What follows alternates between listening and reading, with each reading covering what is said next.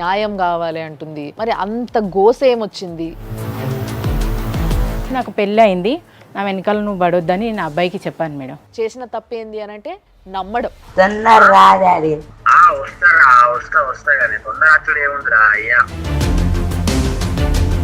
మాటలతోటి మెస్మరైజ్ చేయటం అనేది ఇతని దగ్గర బాగా ఉంది. అబార్షన్ చేపిస్తాం మేడం, నాకు ఇప్పుడు పిల్లలు వద్దు. సొంత పిల్లోన్నే తీయించేద్దామన్నాడు. నీ కొడుకుని ఎలా చూసుకుంటాడో అనే ఒక ఆలోచన రాలేదా నీకు ఎప్పుడు? నేను కరెక్ట్ ఉంటే సరిపోతుంది, నాకు ఎవరితో నేను సంబంధం. వాళ్ళకు కూడా ఒక ఈగో ఉంటుందిగా. మిమ్మల్ని పెంచి పెద్ద చేసి మీకు ఇంత జీవితాన్ని ఇస్తే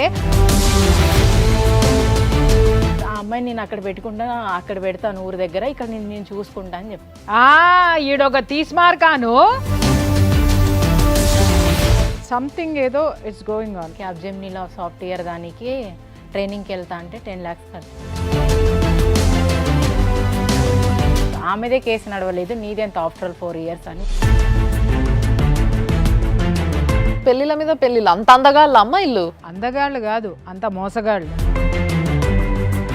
పెద్దలందరి మధ్య పెళ్లి చేసుకోండి, పెళ్లి చేసుకునేటప్పుడు ప్రీ మ్యారిటల్ అగ్రిమెంట్ రాయించుకొని పెళ్లి చేసుకోండి. ఎంత బాధ్యత లేకుండా ఎంత ఎట్లా తయారైనరంటే మనుషులు.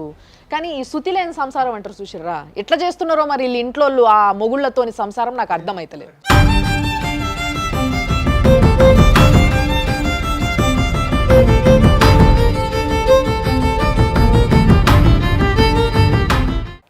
సుమన్ టీవీ ప్రేక్షకులకి నమస్తే.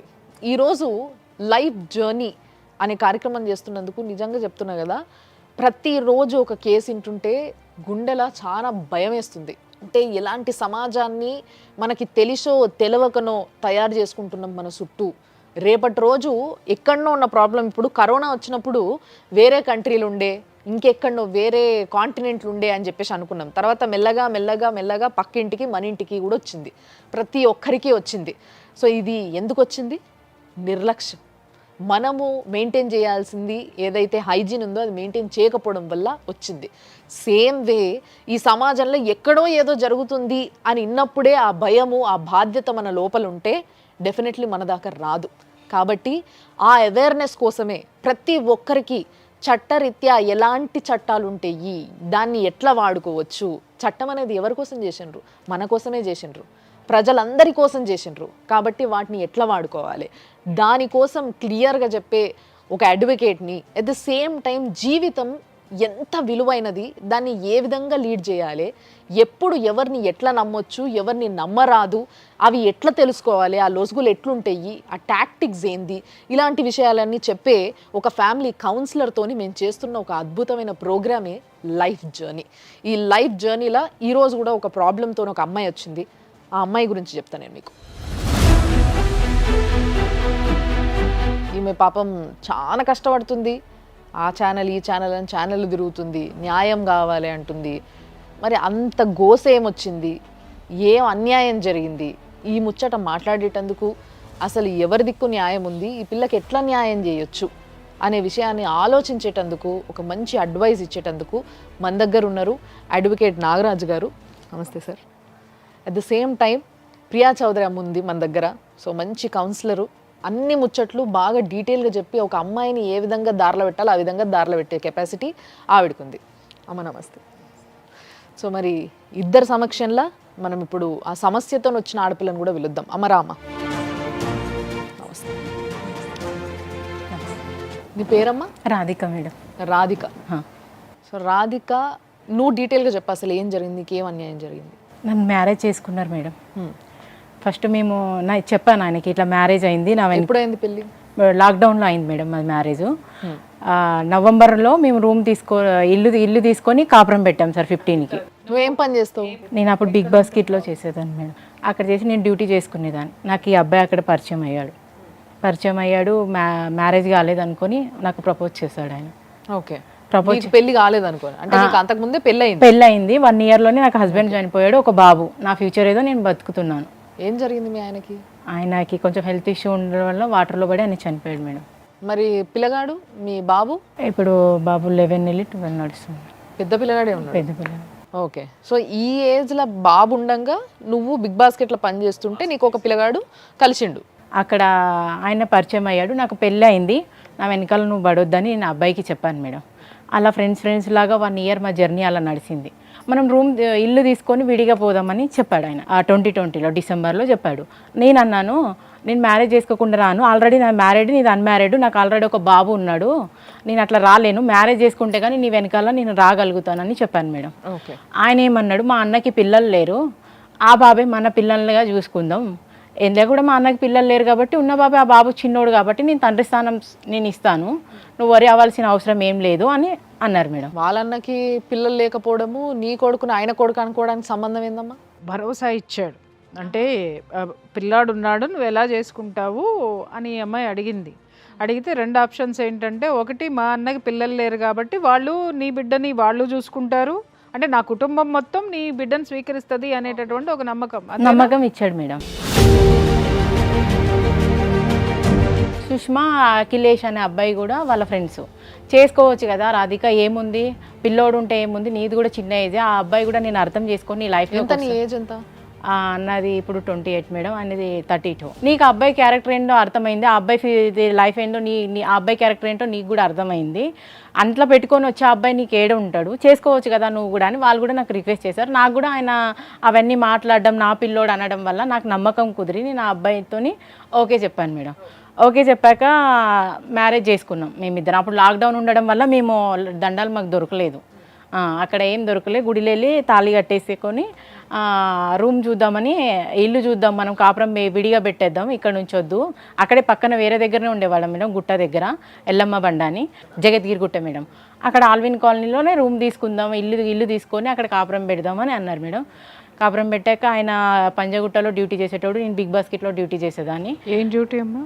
ఆయన ఫారెన్ ఉంటారు కదా మేడం, ఫారెన్కి వెళ్ళే వాళ్ళకి వీళ్ళు కోచింగ్ ఇచ్చి అక్కడ జాబ్ పెట్టిస్తారు. అక్కడ సార్ చిన్న ఒక ఆఫీస్ పెట్టారు పంజగుట్టలో. లైఫ్ బాగానే ఉంది, నేను అందులోనే గర్భవతి అయ్యాను ఈయనతో కాపురం పెట్టాక. ఓకే. గర్భవతి అయ్యాక హాస్పిటల్కి చెకప్కి వెళ్ళాం మేడం.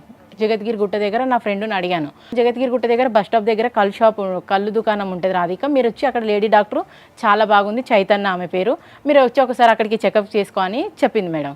నేను మా హస్బెండ్ వెళ్ళాం.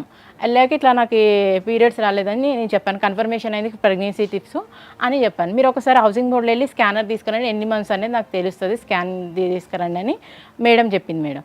చెప్పాక వెళ్ళి స్కానింగ్ తీసుకొచ్చాం. ఇప్పుడు 2వ నెల ఏడిసి 3వ నెల అమ్మాయి గర్భవతి అయిందని మా హస్బెండ్కి చెప్పారు మేడం. చెప్పాక ఆయన ఏమన్నాడు, అబార్షన్ చేపిస్తాం మేడం, నాకు ఇప్పుడు పిల్లలు వద్దు అని చెప్పాడు. ఎందుకు? ఆయనకి అంతలోపు జాబు అక్కడి పంజగుట్ట దగ్గర మేడం జాబ్ తీసేస్తారని దీంట్లో ఉండేనంట, జాబ్ లేదు నాకు అని అన్నాడు. ఇంటికి వచ్చాక చెప్పాడు, నాకు అక్కడ ఏం చెప్పలే. ఇప్పుడు నిన్ను పెళ్లి చేసుకునేటప్పుడు అతనికి జాబ్ ఉందా? ఉంది మేడం. 10,000 జీతంతో పెళ్లి చేసుకున్నాడు. ఆ సంగతి అతనికి తెలుసు కదా, తెలుసు. పెళ్లి చేసుకుంటే పిల్లలు పుడతారన్న సంగతి కూడా తెలుసు కదా మేడం. ఏం చదువుకున్నాడమ్మా ఆయన? బీటెక్ కంప్లీట్ అయిన. బీటెక్ కంప్లీట్ అయిన పెద్ద మనిషికి జీతం సరిపోదు అన్నప్పుడు, పిల్లలు అప్పుడే వద్దనుకున్నప్పుడు ముందే జాగ్రత్త పడ్డం అనేటటువంటిది, ముందు జాగ్రత్త చర్యలు పెద్ద మనిషికి తెలీదా? నేను అబార్షన్ చేసుకోను, ఏదున్నా మనం చూసుకుందాం బాబునని నేను అక్కడ నుంచి ఇంటికి వచ్చేస్తాం మేడం. ఇంటికి వచ్చేసాక వాళ్ళ ఊరు ఒక డాక్టర్ మల్లేష్ ఆయన పేరు, కరీంనగర్ దగ్గర గంగిపల్లి సార్, ఆ ఊరు డాక్టర్కి కాల్ చేశారు, నా అమ్మాయి ఇట్లా ప్రెగ్నెంట్ ఉంది, మెడిసిన్ ద్వారా ఏమైనా పోతుందా ఈ అమ్మాయికి అని ఆయనకి మెడిసిన్ అడిగాడు. ఇప్పుడు 8 మంత్స్ అన్న నా ముందే అడిగాడు సార్. ఎందుకు అట్లా మెడిసిన్ అడుగుతున్నావు అంటే, నేను ఊరికే అడుగుతున్నా ఏంటి అని, అంతే అని నాకు చెప్పాడు సార్. దాని తర్వాత ఆయన పైకి వెళ్ళిపోయాడు, ఏం మాట్లాడారో నాకు అక్కడ తెలియదు. దీని గురించి డిస్కషన్ రాలే మీ ఇద్దరికి, ఎందుకు వద్దంటున్నావు, నేను చూసుకుంటా, ఇవేం రాలే అన్నా నేను. అంటే నాకు ఇప్పుడు జాబ్ లేదు కదా, అంతగా ఏం చేస్తున్నా, నేను వచ్చే 10,000 నుంచి నేను ఏం పోషిస్తా అది ఇది అని చెప్పాడు మేడం. కాదమ్మా, పెళ్లి అంటే ఏంటి, ఎంజాయ్మెంట్ కోసం చేసుకున్నారా మీరిద్దరు? బిడ్డలు అనే కాన్సెప్ట్ లేదా? పెళ్లి అన్న తర్వాత బిడ్డలు అనే వాళ్ళు ఉండరా? ఉంటారు మేడం అన్నా నేను. అంటే సరేలే రాధిక ఉండనిలే, నేనేదో ఇప్పుడు వద్దని అనుకుంటున్నా, ఉండనిలే, నేను అట్లా ఏం చేయను, అబార్షన్ ఏం చేయించాను అని అన్నాడు మేడం. అన్నాక ఒక 15 డేస్ అలా వదిలేశాడు మేడం. చెకప్ కని వెళ్ళాక సార్తోని మాట్లాడాలి నేను, మేడం నాకు ఫోన్ నెంబర్ ఇవ్వని చైతన్య మేడం దగ్గర సార్ డాక్టర్ది నెంబర్ తీసుకున్నాడు. నువ్వు అబార్షన్ చేపిస్తా అని అన్నావంట కదా బాబు, మీ వైఫ్కి ఇష్టం లేదంట, నువ్వు అబార్షన్ ఎందుకు చేపియాలనుకుంటున్నావు అని అన్నాడు. అన్నాక అవును సార్ నేను చేయాలని, అప్పటికి మళ్ళీ ఆయన డ్యూటీ వెళ్ళిపోయింది. డ్యూటీ లేదు మేడం, నేను ఒక్కదానే డ్యూటీ చేసేదాన్ని బిగ్ బాస్కెట్లో, ఆయనకి జాబ్ లేదు అప్పుడు. నీకెంతమ్మా సాలరీ? నాకు 15,000 మేడం. నేను బయట కూడా వేరే వర్క్ చేసేదాన్ని, కుకింగ్ కూడా వేరేగా అపార్ట్మెంట్లో చేసుకునేదాన్ని మేడం. అట్లా ఒక 25 కాదమ్మా, ఆడపిల్లవి బయట వంట చేసుకుంటా పిల్లగాన్ని చూసుకుంటా ఇటు బిగ్ బాస్కెట్ల పని చేసుకుంటా ఇంత చేస్తున్నావు, మరి నీ మొగుడు ఒక ఉద్యోగం సంపాదించుకోలేడా? నీకు బిడ్డ బీటెక్ పుట్టే చదివి, అది కూడా నువ్వేం చదువుకున్నావమ్మా? నేను 5th చదువుకున్నా మేడం కర్నూలు. 5th క్లాస్ చదివి నువ్వు 25,000 అమ్మాయి సంపాదిస్తుంటే బీటెక్ చదివిన గాడిదకి 10,000 ఉద్యోగం పోగొట్టుకోవడం తెలిసింది. వెళ్ళి సార్తో ఇట్లా ఇప్పుడు డ్యూటీ లేదు సార్, మా వైఫ్కి ఒక్కదానికే ఉంది, ఇప్పుడు మేము రెంట్ ఏం కట్టుకోవాలి, ఇంట్లో సరుకులు ఏం తెచ్చుకోవాలి, ఇలా మా విషయం ఉంది సార్ అని అన్నాడు.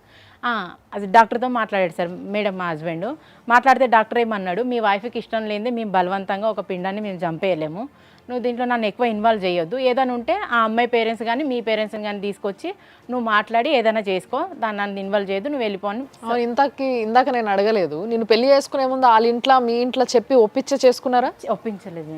నువ్వు కూడా మీ తల్లి తండ్రితో మాట్లాడలే? నేను చెప్పాలని అనుకున్నా మేడం, ఇప్పుడు ఏం నువ్వు చెప్పొద్దు రాధిక, నాకు డ్యూటీ లేదు, ఏం చేస్తాడు ఆయన అది ఇది అని అడుగుతారు. ఆ 10,000తో నువ్వేం సంపాదించి బావ ఎట్లా చూసుకుంటావు, మ్యారేజ్ అయిన అమ్మాయినని లేనిపోని క్వశ్చన్స్ ఆన్సర్లు అన్నీ అడుగుతారు. నేను అంత హెడ్ఏక్ పెట్టుకోలేను, నా మీద నీకు నమ్మకం ఉందా లేదా, నేను మా అమ్మ మీద ఒట్టేసి నేను తీసుకెళ్తున్నా, వస్తావా రావా నువ్వు? ఇప్పుడు నాకు 4 నెలలు 5 ఇక్కడ ఇంకో విషయం అర్థమైతలే నాకు, వాళ్ళ ఇంట్లో కూడా మాట్లాడలే మేడం. మరి అట్లాంటి మనిషి మా అన్నకి కొడుకు లేడు పిల్లలు లేరు వాళ్ళు కూడా మంచి చూసుకుంటారు నీ కొడుకుని, పోదాము అందరం కలిసి ఉందాం అన్నాడు అని నువ్వే చెప్తే ఇందాక.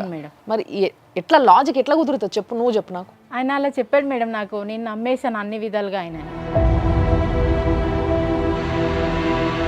ఈ అమ్మాయి స్ట్రాంగ్గా ఉంది, కానీ ఇక్కడ ఒక 2 యాడ్ ఆన్ అయ్యారు ఫ్రెండ్స్ అనేటటువంటి వాళ్ళు స్ట్రాంగ్గా ఈ అమ్మాయికి ఒక నమ్మకం కుదిర్చారు. ఆ నమ్మకం కుదిర్చిన తర్వాత ఈ అమ్మాయి ఏం చేసిందంటే పూర్తిగా అతన్ని నమ్మింది. ఏంటి, వీళ్ళిద్దరూ కూడా సపోర్ట్ చేశారు అంటే నేను చేసే పని కరెక్టు అనేది ఆ అమ్మాయిలో ఒక ఆలోచన వచ్చింది. రాగానే ఇక్కడ వాడు గేమ్లు ఆడడం మొదలుపెట్టాడు. అటు వాళ్ళ పేరెంట్స్కి తెలియద్దు, ఇటు వీళ్ళ పేరెంట్స్కి తెలియద్దు. మీ ఆడపిల్లలు ఎక్కడ మోసపోతున్నారంటే, అమ్మ ఒక మగవాడు మిమ్మల్ని నమ్మించేంత వరకు కూడా చాలా అద్భుతంగా మాట్లాడతాడు. ఎవరైతే పెళ్లి చేసుకునేటప్పుడు పేరెంట్స్కి చెప్పద్దు సీక్రెట్గా చేసుకుందామన్నటువంటివి 100కి 90 కేసులు రోడ్డు మీద పడినాయి. ఎందుకు అనంటే ఇటు పేరెంట్స్ కానీ అటు పేరెంట్స్ కానీ సపోర్ట్ చేయకపోవడం. రెండోది ఏంటంటే, ఒకవేళ సపోర్ట్ చేయడానికి వచ్చిన ఏదో ఒక పేరెంట్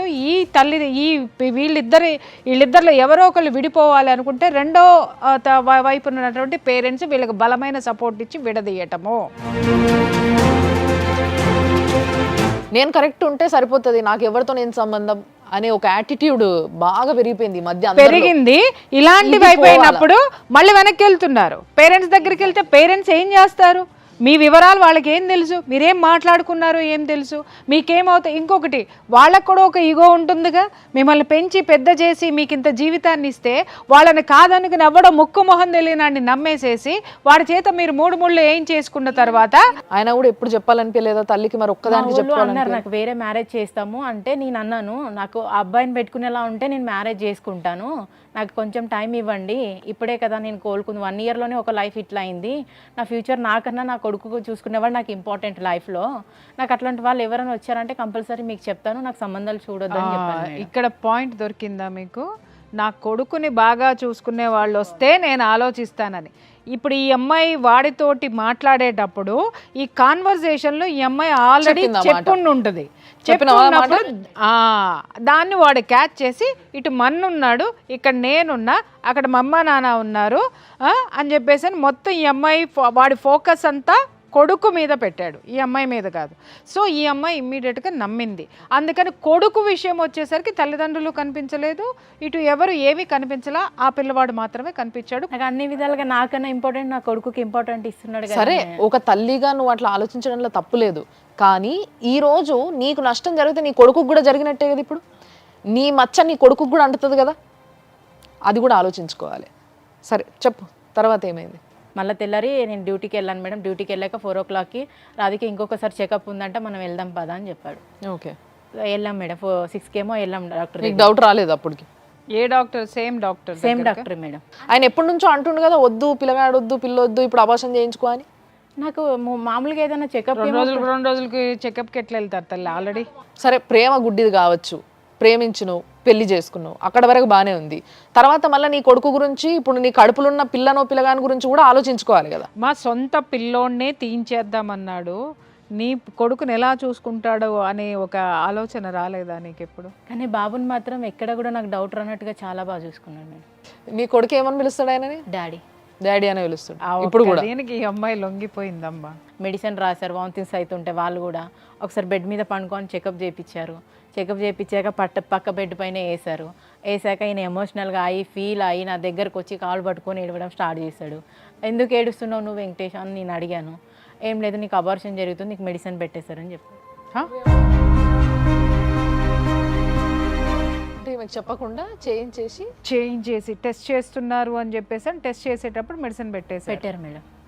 లాయర్ గారు, ఇది పూర్తిగా క్రైమ్. అది యాక్చువల్లీ ఆమె కాన్సెంట్ లేకుండా అట్లా చేయడం అనేది చాలా నేరం. అసలు నీకు తెలియదు మెడిసిన్ పెట్టినట్టు కూడా తెలియదు, ఏం తెలియదు. అమ్మది Chaitanya hospital madam. Chaitanya hospital. Doctor సంతకాలు ఏం తీసుకోలే పేపర్ పైన?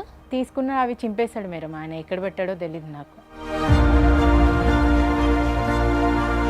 కాదమ్మా, ఒక్క నిమిషం. మీరు ఆయన ఈ విషయం చెప్పి కాళ్ళపైన పడి ఏడ్స్తేనే నీకు తెలిసింది, అప్పటి వరకు తెలియదు. సార్ నాకు కానీ తెలిసిన తర్వాత నువ్వు డాక్టర్ని కానీ వాళ్ళని కానీ మీ వాళ్ళని కానీ ఎవరినైనా పిలిపించి అడిగినావా? నేను అడగలేదు సార్. ఈయనతో గొడవ పెట్టుకుంటే సిస్టర్ వచ్చింది. సిస్టర్ వచ్చి మీ వైఫ్కి ఏమన్నా బట్టలు ఉంటే మీరు తీసుకురండి ఇంటికి వెళ్ళి, అమ్మాయికి మూసపేట తరలిస్తాం మేము, ఇక్కడ అబార్షన్ కాదు మూసపేటలని చెప్పారు. ఓకే, నీకు పెళ్ళైంది, భర్త చనిపోయిండు, నీకు ఒక కొడుకు ఉన్నాడు, ఇవన్నీ భర్త చనిపోయాను కాబట్టి ఈయనని పెళ్లి చేసుకున్నావు కాబట్టి లీగలే. కానీ ఈయనకి ఇంకేమన్నా పెళ్ళిళ్ళైనాయా? ఈయనకి మొన్న డిసెంబర్లో 16వ తారీఖు అయింది సార్. మొన్న డిసెంబర్లో? అంటే నిన్ను పెళ్లి చేసుకునే కంటే ముందు నేను అడిగేది. లేదు. ఒక్క విషయం అమ్మా, నీకు అబార్షన్ అయినప్పటికీ ఈయన పెళ్లి చేసుకున్నప్పటికీ ఎంత తేడా ఉంది టైము?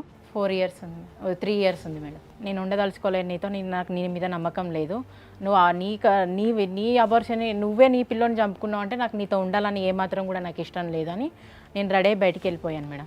వెళ్తుంటే అక్కడ నువ్వు ఏదైనా చేసుకుంటే అక్కడ ఉన్నది నేను నీతో, అబార్షన్ జరిగింది ఇక్కడ, నువ్వు ఎక్కడైనా వెళ్ళి సూసైడ్ చేసుకున్నా ఏదైనా చేసుకున్నా నా మీద వస్తుంది అని నన్ను ఫుల్గా కొట్టాడు మేడం. ఆయన కొట్టిండా? కొట్టిండు.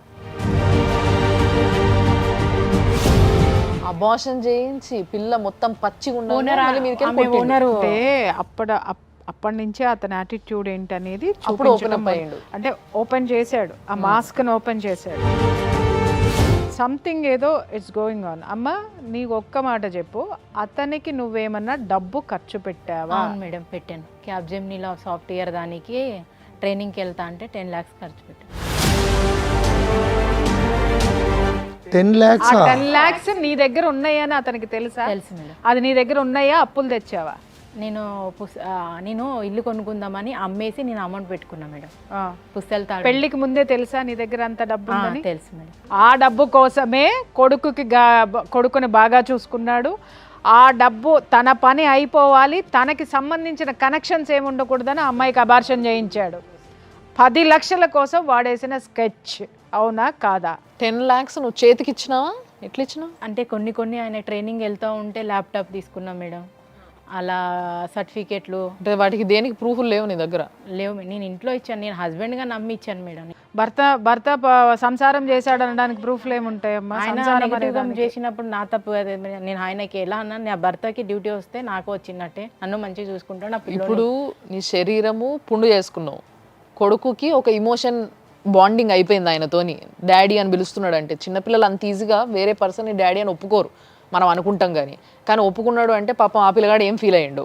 మళ్ళీ మీద నుంచి 10 లక్షలు పోగొట్టుకున్నాడు. తను చెప్పి ఎంత ఆ పిల్లవాడిని ఎంత మార్చి ఉంటుంది చెప్పడానికి, అతన్ని ఫాదర్గా ఒప్పించడానికి, ఇతనే ఫాదర్ అని చెప్పడానికి ఆ పిల్లవాడి మనసుని ఎంత ట్రైన్ చేసి ఉండాలి, ఎంత హార్ట్ఫుల్గా. ఒక రికార్డింగ్ కూడా ఉంది బాబు. నాకు కొంచెం ఆఫీస్ వర్క్ ఉంది, దాని మీద తిరుగుతాను నేను. నువ్వు నేను అత్తనే అన్నం తింటా కావాలంటే ఏం పెట్టుకోకు, సరేనా? నేను వస్తా కానీ కొంచెం టైం పడుతుంది. కొంచెం మీ అమ్మాయిని కొంచెం మాట్లాడుకుంటాను, సరేనా? వస్తా కానీ తొందర అచ్చుడు ఏముందిరా అయ్యా. ట్యూషన్కి వెళ్తున్నావా? సరే వెళ్ళు మా ట్యూషన్. అంటే ఆ బిడ్డ కూడా ఆ తండ్రి అనే ఎమోషన్ చూడండి. తొందర రా డాడీ, ఏదైనా ఫీల్ అవుతున్నావా, నేను వస్తాలే అంటే మంత్రముగ్ధుల్ని చేయటం అంటారు, మాటలతోటి మెస్మరైజ్ చేయటం అనేది ఇతని దగ్గర బాగా ఉంది. అతను కట్ చేసుకోవడం కూడా చాలా స్మూత్గా కట్ చేసుకుంటూ వచ్చాడు ఎక్కడికక్కడ. చూడండి, అతను పని అయిపోయేంత వరకు అమ్మాయితో సంసారం చేశాడు. ఎప్పుడైతే ఈ బిడ్డ అనేటటువంటి అతను మొత్తం పూర్తి స్కెచ్ తోటి వచ్చాడు. అతను బాగుపడడానికి ఒక పెట్టుబడి, ఇంకొకటి ఈ అమ్మాయి అయితే అతని మీద ఆధారపడదు, ఇంకొకటి అమ్మాయికి చదువు లేదు, అమ్మాయికి వెనక వాడు మోసం చేసినా అడిగే వాళ్ళు ఎవరు లేరు. నేను చెప్పాను మేడం, వాళ్ళకి షాపింగ్ చేసి బట్టలు కూడా ఇచ్చి పంపేదాన్ని, వాళ్ళ అమ్మకి వాళ్ళ అక్కకి. ఇవన్నీ కూడా జరిగినాయి. నీ దగ్గర నుంచి బట్టలు తీసుకున్నారు, అన్నీ తీసుకున్నారు, మళ్ళీ పెళ్లి చేశారు. ఈ రోజులలో చాలా మంది ఈ అవేర్నెస్ తీసుకొస్తున్నారు. ఆడపిల్లని ఎట్లా పెంచినాం, ఆడపిల్ల ఏం బట్టలు వేసుకుంది, ఇవన్నీ కాకుండా ఇవన్నీ కూడా కన్సిడర్ అవుతాయి, కాదని నేను అంటలేను. కానీ వీటితో పాటు మొగపిల్లగాడిని, మొగోడు వాడేంది ఎట్లయినా పెరుగుతాడు, అడ్డగాడి లెక్క ఎట్లా పెరిగితే అట్లా సరిపోదు, మంచిగా పెరగాలి. ఇంకొక పెళ్లి చేసేసి దుమ్ము దులుపుకున్నారంటే మీరు మనుషుల, పశువుల, రాక్షసుల, ఇంకా ఏ జాతికైనా చెందినటువంటి వాళ్ళ, నాకు అర్థం కాకడుతా. మీ ఊళ్ళో జనాలు ఉంటే మీ ముఖం మీద ఉమ్మాలి నిజంగా. ఒక ఆడపిల్లని, ఒక బిడ్డ తల్లిని పట్టుకొని ఇంత మోసం చేసి 10 లక్షలు తీసుకొని నీ కొడుకు ఆ విధంగా మోసం చేసి వెళ్ళిపోతే సిగ్గు లేకుండా మళ్ళీ ఇంకెంత కట్నం తీసుకొని చచ్చినారు. ఆ కట్నం తీసుకొని మళ్ళీ ఇంకొక ఆడపిల్ల గొంతు కోసారా? ఇప్పుడు మొన్న డిసెంబర్లో అయిన పెళ్లి అరేంజ్ మ్యారేజ్ అయినా? ఇప్పుడు ఇల్లు కట్టారు మేడం వాళ్ళు కొత్తగా, దానికి 40 లక్షలు అయ్యాయంట. మా డాడీ ఇట్లా వేరే అమ్మాయిని మ్యారేజ్ చేసుకోమంటున్నాడు, ఆ అమ్మాయిని నేను అక్కడ పెట్టుకుంటా, అక్కడ పెడతాను ఊరి దగ్గర, ఇక్కడ నేను చూసుకుంటా అని చెప్పి. ఈడొక తీస్మార్కాను, ఈడికి ఇద్దరు పెళ్ళాలు కావాలి, ఈడు పోషించుకుంటానికే గతి లేదు. ఇట ఆడపిల్లల సొమ్ము మీద బతికే ఎంతమంది ఉన్నారంటే చెప్పులు దండేసి మిమ్మల్ని గాడిద మీద ఊరేగించాలరా దరిద్రులారా. మీ బతుకులు తగలయ్యా. సార్ ఇక్కడ ఒక్కసారి మీరు చెప్పాలి సార్, ఏంటంటే ఈ పిల్లని పెళ్లి చేసుకొని ఇప్పుడు ఈ పిల్ల దగ్గర ఉన్న 10 లక్షలు మింగేటందుకు చేసుకున్నాడు, ఆ విషయం క్లియర్గా అర్థమైపోయింది. తర్వాత ఇల్లు కట్టినప్పుడు 40 లక్షలు అప్పు అయిందని ఇంకొక ఆమెను పెళ్లి చేసుకున్నారు. అంటే ఆ పిల్లకి తెలుసా నువ్వు ఉన్నావని? తెలియదు మేడం. అన్నాడు, అన్నాక నేను వెళ్ళిపోతా పోలీస్ స్టేషన్లో కేసు పెడతా అని చెప్పాను. ఓకే, నేను ఊరికే క్యాజువల్గా అన్నాను, నువ్వు అట్లా ఏం ఫీల్ కాక రాధిక, నువ్వు ఏమంటావు అని అన్నా అని చెప్పి. అంటే ఆ పిల్ల జీవితం కూడా అన్యాయమే ఇక్కడ, మళ్ళీ కొడుకు ఇమోషనల్గా. ఇది ఎట్లా చూడాలి సార్, దీన్ని ఏ విధంగా ఇది చేయొచ్చు, ఏ కేసు వేయచ్చు? అమ్మ, నువ్వు ఈ జరిగిన ఇష్యూలా నేను అడుగుతున్నా, మీరు ఏదైతే అబార్షన్ ఇష్యూ అప్పుడు మీరు ఏదైనా పోలీసును సంప్రదించిండ్రు? లేదు సార్, వెళ్ళనివ్వలేదు, బయటికి వెళ్ళనివ్వలేదు. ఫింగర్ ప్రింట్ కూడా ఆయన, మా ఇద్దరిది ఒకటే నడుస్తుంది, ఎవరికి కాల్ చేసినా కూడా ఆయన నేను పండుకున్నాక నా ఫోన్ చెక్ చేస్తాను. మొన్న మ్యారేజ్ అయిందని తెలిసినాక తర్వాత నువ్వు వాళ్ళ పేరెంట్స్ కానీ వాళ్ళకి కానీ నువ్వెవరు అడగడం జరిగిందా? నాకు పోలీస్ వాళ్ళ ద్వారానే మ్యారేజ్ అయిందని తెలుసు సార్. అంతకుముందు అంటే మీరు పోలీస్ కంప్లైంట్ ఇచ్చిండ్రు? ఇచ్చాను. ఏ విషయంలో ఇచ్చిండ్రు కంప్లైంట్? ఇట్లా మా హస్బెండ్ ఇంటికి రావట్లేదు, ఫోన్ కూడా బ్లాక్ లిస్ట్ లో పెట్టాడని. పోలీస్ వాళ్ళ ద్వారా నాకు తెలిసాక నాకు ఒక చీటింగ్ పేపర్ రాశారు సార్, ఇంత అమౌంట్ ఇస్తా అని బాండ్ పేపర్ మీద రాశారు. అది నాకు పోలీసులు చెప్పారా అతనికి పెళ్ళైంది? అవును మేడం. ఎట్లా పోలీసులకి ఎలా తెలిసింది? వాళ్ళు కంప్లైంట్ ఇచ్చాక డిసెంబర్లో 26 కంప్లైంట్ ఇచ్చాను మేడం. వాళ్ళు కాల్ చేస్తూనే ఉన్నారు, ఇట్లా మీ వైఫ్ వచ్చి కంప్లైంట్ ఇస్తుంది, నువ్వు ఎప్పుడు వస్తున్నావు అని. సార్ 2వ తారీఖు వస్తా సార్, నాకు బిజీగా ఉన్నా, నేను పూనాలో ఉన్నా, నాకు మీటింగ్లు ఎక్కువ అవుతున్నాయి, డిసెంబర్ నెల కదా సార్, నవంబర్ 2 వరకు నాకు ఇట్లానే మీటింగ్స్ ఉంటాయి అని చెప్పాడు మేడం. 2వ తారీఖు నేను మళ్ళీ వెళ్ళాను పోలీస్ స్టేషన్కి. వెళ్ళి ఏమైంది సార్ ఇంకా రాలే మా హస్బెండ్ అని. వస్తున్నా సార్, నవంబర్ 10కి వస్తా, షోర్గా వస్తా అని చెప్పాడు. మళ్ళీ నవంబర్ వెళ్ళాను మేడం నేను పోలీస్ స్టేషన్కి. అప్పుడు వెళ్ళాక మళ్ళీ నేను నెక్స్ట్ టైము 20కి అట్లా వస్తాను అన్నాడు. సార్ మీరు ఆయనకి టైం ఇస్తున్నారా, మీరు ఆయనకి టైం ఇస్తున్నారా అడిగాను నేను. లేకుంటే మీడియా ముందుకు వెళ్తా, మీ నుంచి కాకుండా ఎన్నిసార్లు నేను పోలీస్ స్టేషన్ చుట్టూ తిరగాలి అని నేను సీరియస్ అయ్యాను. న్యాయం జరగకపోతే నేను మీడియా దగ్గర కన్నా పోయి న్యాయం చేసుకోగలుగుతాను. ఏ పోలీస్ స్టేషన్ అమ్మా నువ్వు? మియాపూర్, ఆల్మిన్ కాలనీ దగ్గర మియాపూర్ పోలీస్ స్టేషన్. అంటే పెళ్లి చూపుల్లోనూ నిశ్చితార్థాల్లోనూ తాళిగట్టే విషయంలోనూ బిజీగా ఉన్నట్టున్నాడు షాపింగుల్లో. 8 o'clockకి మేము పోలీస్ స్టేషన్ లోపలికి వెళ్ళాం.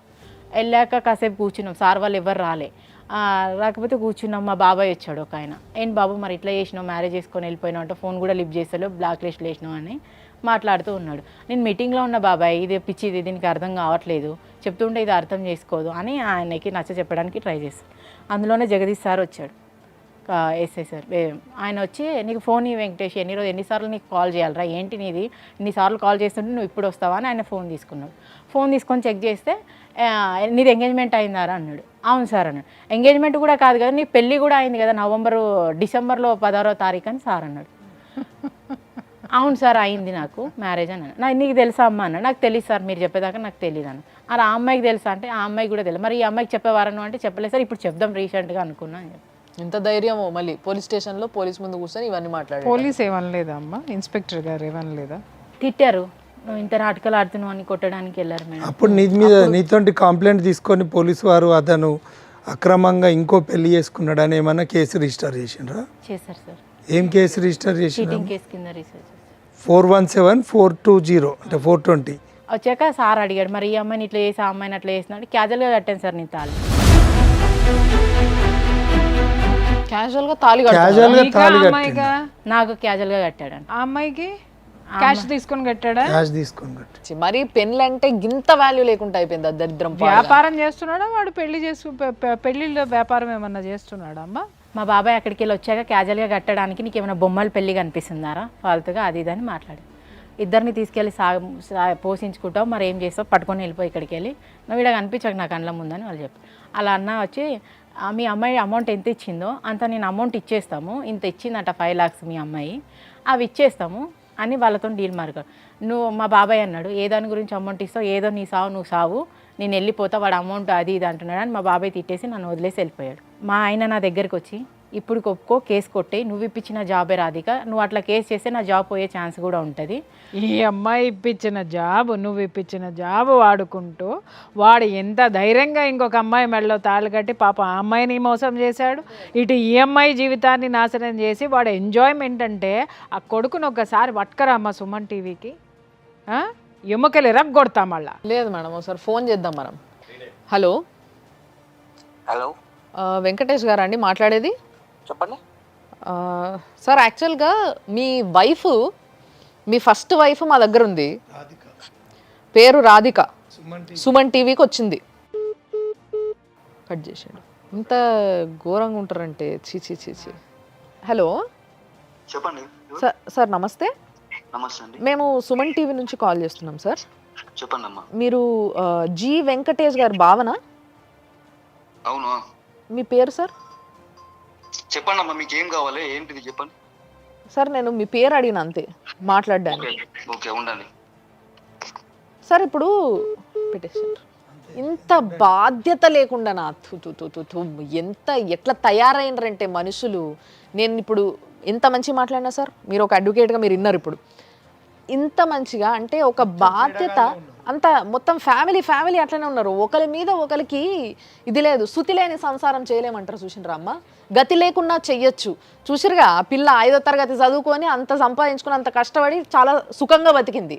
కానీ ఈ శృతి లేని సంసారం అంటారు. చూసిర్రా ఎట్లా చేస్తున్నారో మరి వీళ్ళు ఇంట్లో ఆ మొగుళ్ళతోని సంసారం నాకు అర్థమైతలేదు. హలో, ఎవరండి మాట్లాడేది? చిన్నారి మీరేనా? Okay okay. Radhika Suman TV స్టూడియోకి వచ్చిందండి. తనకి ఇప్పుడు ఒక ప్రాబ్లం నడుస్తుంది అని చెప్పేసి. మీకు తెలుసా ఇది కథ అంతా? చెప్పిందా? అంటే భార్యాభర్తలుగా వీళ్ళిద్దరు మీ ఇంటి పక్కనే ఉండేటోళ్ళట కదా? అవునండి, మా ఇంటి పక్కనే ఉంటారు. మంచినే ఉండేటోళ్ళ? కొట్టేటోడు అంట కదా ఒక్కొక్కసారి? బాగానే ఉండేవారు అనుకునే వాళ్ళం మేమైతే. తర్వాత తెలిసింది కొట్టేవాడు తిట్టేవాడు అని చెప్పేసి. ఓకే అండి, అదే జస్ట్ కన్ఫర్మేషన్ కోసం అని ఫోన్ చేసిన అండి. ఓకేనా? మరి ఇదంతా కూడా ఈ కంటెంట్ ఏదైతే మనం ఈరోజు సుమన్ టీవీలో చూపిస్తున్నామో ఇదంతా చూసి అట్లీస్ట్ ఆ పిల్ల కూడా కొంచెం అలర్ట్గా ఉండాలనే మేము కూడా చెప్తున్నాం ముందుగానే. అండ్ దీనికన్నా ముందు ఇప్పుడు మీరు చూసిండ్రు కదా, నేను ఫోన్ చేసిన, అటు వాడికి చేసిన, ఆ వెంకటేష్ అనేటోడికి, ఈ పిల్లని మోసం చేసినోడికి. ఆడు ఫోన్ ఎత్తిండు, విన్నారు కదా, హలో అన్నాడు, ఇట్లా నీ భార్య రాధిక ఉంది అని అంటే కట్ చేసేసిండు. వీళ్ళు ఎక్కడైతే ఇద్దరు ఉన్నారో, కలిసి ఉన్నారో, పెళ్లి తర్వాత ఏ ఇంట్లో అయితే ఉన్నారో ఆ పక్కింటోళ్ళకి ఫోన్ చేసినాము. సో వాళ్ళు అయితే ఎత్తి మాట్లాడినరు, వాళ్ళు వీళ్ళిద్దరూ బాగానే ఉంటారు అనుకున్నాము, కానీ కొట్టేటోడని తర్వాత తెలిసింది. ఇదంతా కూడా మీరు విన్నారు. సో ఇన్ని ఎవిడెన్సెస్ ఉన్నాయి, ఇంత జరిగింది, కానీ పిల్ల పూర్తిగా మోసపోయింది కంప్లీట్గా. అంటే ఈమె చేసింది ఏమీ లేకుండా మోసపోయింది. ఒక్కటి చేసిన తప్పేంది అని అంటే నమ్మడం. సార్ మరి ఏం చేద్దామంటారు ఇప్పుడు? ఒక 50 రూపీస్ స్టాంప్ పేపర్ మీద రాసి ఇచ్చిండ్రు అనే దాని మీద 5 లక్షల రూపాయలు, ఇది ఆయన ఓన్ హ్యాండ్ రైటింగ్తో రాసిండ్రు అని అమ్మాయి స్టేట్మెంట్ ఇచ్చింది.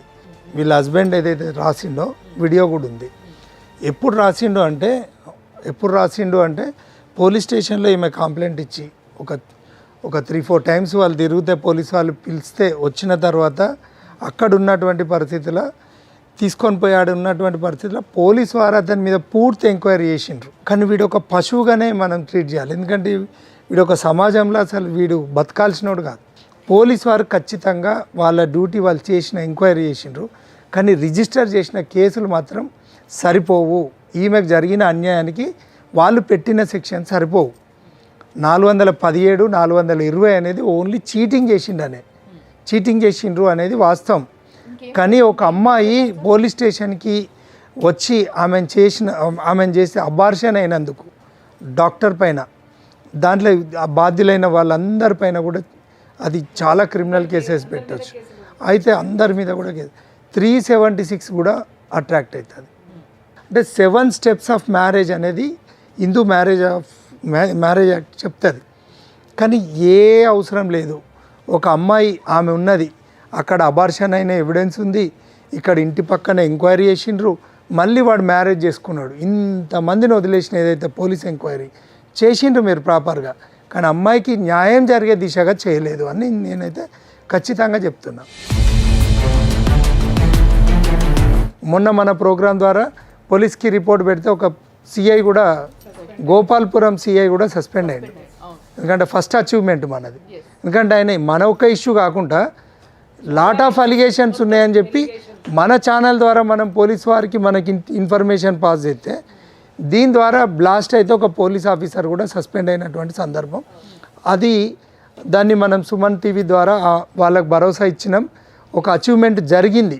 అబార్షన్ ఆమె కాన్సెంట్ లేకుండా చేయడం అనేది చాలా నేరం. అది మర్డర్ కేసు కంటే డేంజర్. దాని మీద ఒక యాక్టే తీసుకొచ్చిండ్రు.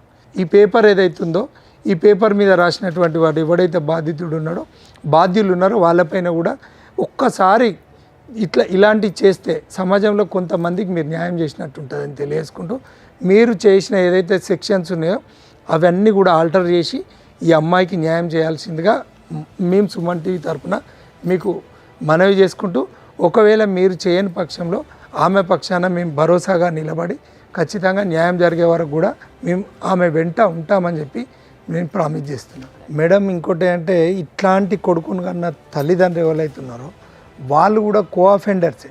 అంటే వీళ్ళందరూ కలిసి ఒక మ్యాచ్ ఫిక్సింగే. వాళ్ళకి మేడం 10 years నుంచి వాళ్ళ అన్న మ్యారేజ్ చేసుకున్న ఆమె ప్రూఫే లేదంట తాళి కట్టినట్టు. ఆమెదే కేసు నడవలేదు, నీదెంత ఆఫ్టర్ 4 years అని వాళ్ళ కరెక్టే అమ్మా. 10 ఏళ్ల కిందట అంటే వాళ్ళ అన్న కూడా 2 పెళ్ళిళ్ళు చేసుకున్నాడా? ఫ్యామిలీ పెళ్ళిళ్ళ మీద పెళ్ళిళ్ళు. అంత అందగాళ్ళ అమ్మాయిలు? అందగాళ్ళు కాదు, అంత మోసగాళ్ళు. సో దయచేసి పోలీస్ వాళ్ళకు కూడా మా విన్నపం, మీరు చెయ్యాలనుకున్నారు కాబట్టి మీరు పెట్టాల్సిన కేసు పెట్టిర్రేం కాదని అంటలేను, బట్ స్టిల్ ఇంకా ఏమేం చెయ్యొచ్చు, అసలు ఇంత అన్యాయంగా ఎటువంటి పాపం తెలియని ఓ పిల్లని ట్రాప్ చేసి ఇట్లా చేయడం ఎంత ఘోరమో, ఎలాంటి సమాజాన్ని మనం క్రియేట్ చేస్తున్నామో తెలిసి మనం ఊకుంటే ఎలాంటి సమాజాన్ని మనము తయారు చేస్తున్నాము అనేది ఒక్కసారి ఆలోచించాలి. దయచేసి మీరు అందరూ కూడా ఆలోచించాలని సుమన్ టీవీ తరపున నేను రిక్వెస్ట్ చేస్తున్నాను మిమ్మల్ని. సో ఇలాంటి స్టేజ్లో ప్రతిదీ కోల్పోయి సర్వం ఆయన అనుకొని బతికిన పిల్ల పరిస్థితి, ఆమె మెంటల్ స్టేటస్ ఎట్లుంటుంది, దానికి తగ్గట్టుగా మీరు తనకి ఏ విధంగా కౌన్సిల్ చేస్తారు?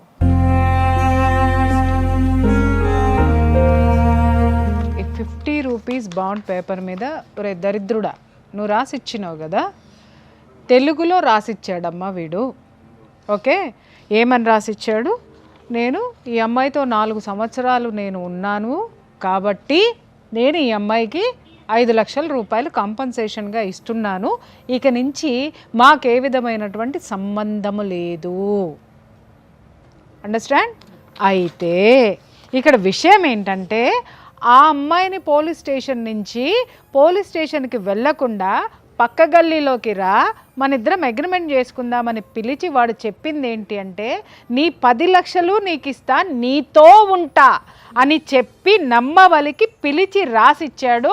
విషయం ఏంటంటే ఆ అమ్మాయికి తెలుగు చదవడం రాదు.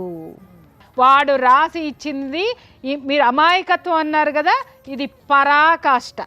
ఆ అమ్మాయి అమాయకత్వానికి పరాకాష్ట. దయచేసి నేను సమాజానికి చెప్తున్నాను. వాడు ఇంకా ఎంత లాస్ట్లో కూడా ఎంత దరిద్రుడా, నీకు తిట్టడానికి డిక్షనరీలో కొత్త పదాలు ఎతకాలి, మామూలు పదాలు నీకు సరిపోవు.